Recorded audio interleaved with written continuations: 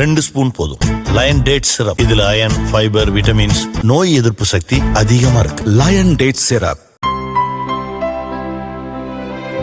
இனிமே கண்ணை மூடிட்டு கடலை எண்ணெய் வாங்கலாம். ஏன்னா மந்த்ரா கடலை எண்ணெய் இதயத்தின் தயாரிப்பு. வறுக்க, பொரிக்க, ஏன் எல்லா சமையலுக்கும் மந்த்ரா தான். மந்த்ரா கடலை எண்ணெய், அபார ருசி, ஆரோக்கியமான உடல் நலம். தமிழகத்தில் ஏப்ரல் 23ஆம் தேதி சட்டசபை தேர்தல் நடக்கவுள்ள நிலையில் வாக்காளர்களுக்கு பணம், பரிசு பொருட்கள் கொடுப்பதை தடுக்க மாநிலம் முழுவதும் தேர்தல் பறக்கும் படையினர் தீவிர வாகன சோதனையில் ஈடுபட்டுள்ளனர். சென்னை பல்லாவரம் சட்டசபை தொகுதியின் கீழ் வரும் அனகாபுத்தூர் பகுதியில் அதிகாரி கியூரி தலைமையில் தேர்தல் பறக்கும் படை அதிகாரிகள் வாகன சோதனையில் ஈடுபட்டிருந்தனர். அப்போது ஒரு மினி வேனை நிறுத்தி சோதனை செய்தனர். அந்த வாகனத்தில் 24 பெட்டிகள் இருந்தன. அவற்றில் நிறைய நகைகள் இருந்தன. அதிகாரிகள் எடை போட்டு பார்த்தபோது 13 கிலோ தங்க நகைகள், 34 கிலோ வெள்ளி நகைகள் இருந்தன.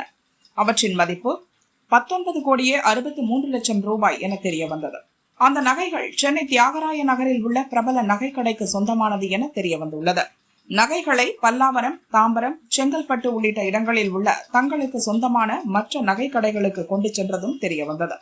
ஆனால் உரிய ஆவணங்கள் இல்லாததால் நகைகளை அதிகாரிகள் பறிமுதல் செய்தனர்.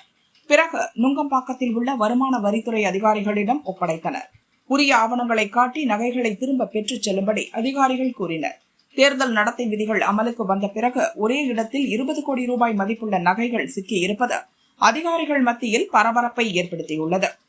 திருச்சி மாவட்டம் துறையூர் அருகே பகலவாடி பகுதியில் தேர்தல் பறக்கும் படை அதிகாரிகள் வாகன தணிக்கையில் ஈடுபட்டிருந்தனர்.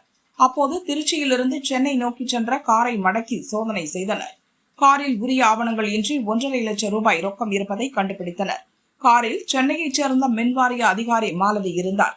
அவர்தான் பணத்தை எடுத்துச் சென்றுள்ளார். ஆவணங்கள் இன்றி காரில் எடுத்து வந்த 1.5 லட்சம் ரூபாயை பறக்கும் படையினர் பறிமுதல் செய்தனர்.